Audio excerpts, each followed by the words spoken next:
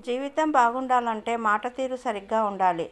సౌమ్యంగా, పరిమళభరితం పుష్పంలాగాను, శరత్కాలపు వెన్నెలలా చల్లగాను, హనుమంతుడి వాక్కులా వినయంగాను, సుగ్రీవాజ్ఞ మాదిరిగా సందర్భాన్ని బట్టి మాట్లాడాలి.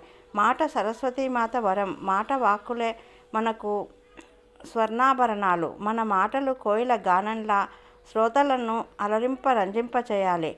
మాటలే మన వ్యక్తిత్వాన్ని నిర్వచిస్తాయి. మాటల్ని ఎంత అర్థవంతంగానూ గుణాత్మకంగానూ ఉపయోగించాలి. మాట అనేది మానవ సందర్భాలలో అత్యద్భుతమైన విజయాలను అందిస్తుంది. స్నేహం పెరుగుతుంది. ఎవరితోనైనా వైర్యం ఉండదు. మన మాట మన వ్యక్తిత్వం ముందు దేవాలయంలోని ధ్వజస్తంభం మాదిరి సమున్నతంగా నిలబడాలి.